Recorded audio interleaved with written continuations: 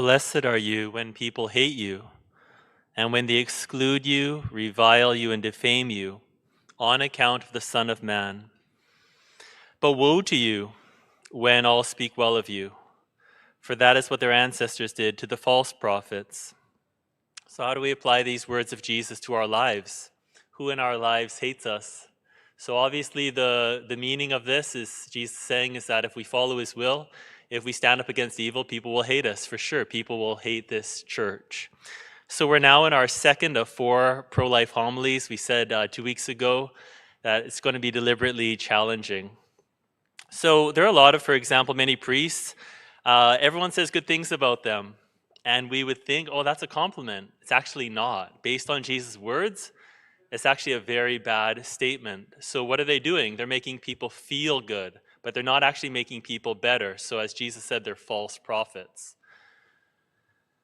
So these are nice guys. And Jesus says, woe to them. As we've talked about many times, Jesus doesn't want us to be nice because nice people don't do their best to stand up against evil. So I'm actually worried for a lot of you. I think you're too nice. I think you're raising your children to be nice. Of course you want to be respectful, but you have to be courageous. And I think we're really falling short in that. So let's look at Jesus' words again. The words hate, exclude, revile, that is an attitude, an action, and speech. And then the word there, defame, it literally means in the Greek, the original Greek, means to cast out someone's name.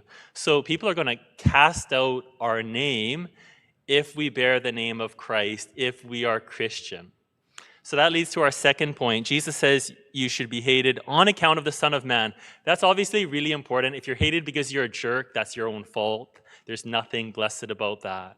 So if you're following biblical teaching, if you're following church teaching and you're hated, okay, that's good. And it's really important. You have to be hated on account of Jesus, right? Because Jesus loved people. So if we're going to criticize people's actions, you can't do it in an arrogant way. You have to do it because you truly love people and because you love Jesus more. We also need to understand the weight of that word, woe, woe. So St. John Chrysostom in the 4th century, he tells us that Jesus is lamenting our fate. He's telling us that a great punishment awaits us. On the other hand, Jesus says if we're hated because of him, he says, rejoice in that day, be glad, and leap for joy. And of course, another word for leaping for joy is to dance. For surely your reward is great in heaven, for that is what their ancestors did to the prophets. So I've heard a few times, there's a few youth in our parish, they really engage people online in forums. And they'll either stand up for Jesus or for the church's teaching, and then they get mobbed. And my first reaction is, sweet, that is great. I wonder if you also get excited about that. And you should, because that's a sign they're acting like a real Christian. All of us want to be good people. That's built into the human person. And we usually think, and it's logical enough, if people respond positively to us, that's a sign we're good people.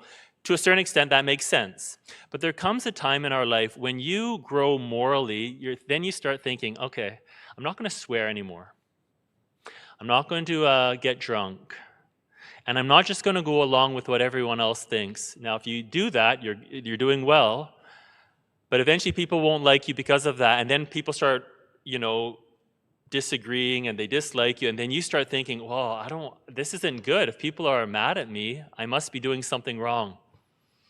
That's when you have to remember Jesus' words. That's a sign you're a Christian. Because if no one hates you in your life, you're not living like Christ. You're a conformist. Ultimately, you're a coward. Now, let's ask ourselves a good question. Is it possible, could we fight against bad things and still be like, could we do it in such a way that we wouldn't make anyone mad? Good question. So what comes to my mind is that if you're fighting against evil and everyone still likes you, you're probably not fighting that hard. Second thing that comes to my mind, if you just look at historically, whenever any society tries to overcome an evil, there's always just massive resistance to it. So if you look at the civil rights movement in the 20th century in the United States, so the activists were peaceful. That was one thing they really stuck to, peace. Peaceful protest, peaceful opposition, but the opponents were always violent. So even if you go in peaceful, you're going to basically incur the ire of people. And then third, if we're fighting against some kind of evil, let's say we want to fight against abortion, and no one's getting mad, it's probably because, like this from my own experience, it's probably because you're not that effective. They don't care. The reason why they don't bother you is because you're useless. And so, for example, if we start turning up the heat and we say, okay, you know what, we're going to show those pictures of abortion, then people really get upset because now you're being effective.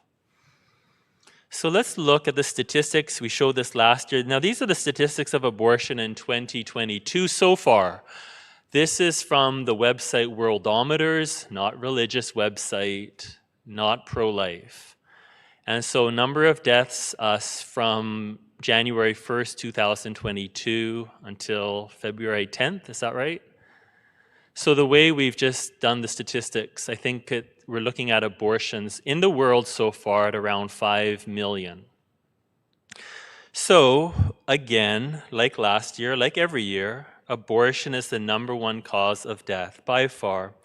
But this doesn't seem to register with most people, even Christians. It doesn't seem to anchor them. Most Christians don't think it's that bad.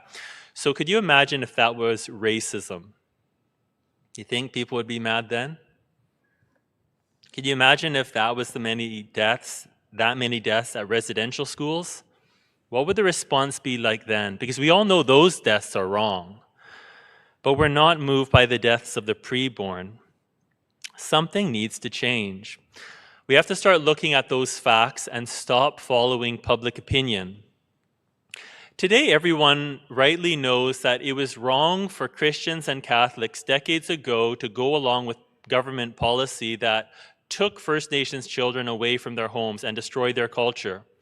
And a good question to ask is, well, why did all the Christians and Catholics go along with it back then? Like, surely some of them knew that was wrong. Why did they go along with it?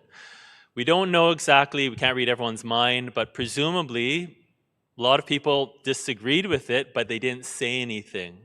Or they said something like, well, what can we do? 100 years from now, everyone's going to ask, hopefully, people will ask, well, in the year 2022, in the 2020s, there was 100,000 abortions in Canada every year. Why did the Catholics go along with it? What are we going to say? So in 100 years, we're going to have to apologize. People are going to have to apologize for what we didn't do. So we have to stop going along with public opinion and say the truth. The greatest cause of murder and death in the world is abortion. It is not racism. It is not COVID. It is not the latest thing that gets everyone in a frenzy. Now, I want to be clear. Every moral cause deserves support. It should be supported because it's right. We should fight against racism. We should stand up for truth and reconciliation for the First Nations peoples. But truth matters. We can't say these things are more important for Canada than abortion because abortion kills by far more people. But Catholics are afraid to say this. So Catholic schools in our diocese, we have days against racism, we have days for truth and reconciliation. Where are the days against abortion? And we shouldn't just support truth and reconciliation because it's popular. We should support it because it's right.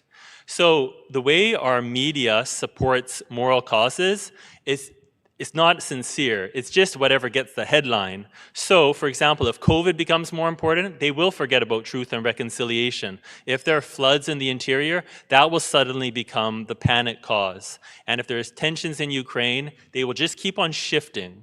And so there's no lasting truth and reconciliation there. We have to support these causes not because they're popular, but because they're right. And if we support what's right, then we have to say abortion is the #1 moral cause. By tomorrow, if you're on our email list, you're going to be getting an email asking, will you be willing to do some public witnessing? So we're going to do our 40 Days for Life peaceful prayer witness. We'll be doing that in a few weeks. We do this every year. Peaceful, effective. Some people will love us standing there. Some people will hate us. Maybe Jesus will say, sweet, congratulations. But I think starting next year, we better turn up the heat even more. I think we have to do some more radical activism, some more peaceful but more effective activism. I think we need to show those pictures of abortion in public and engage people in dialogue. So get ready for that next year. The first reading today is about trust in the Lord. How much do we trust in Jesus? If we do some public witnessing, we're going to get some hate, but that's a sign. That's a sign we love Jesus.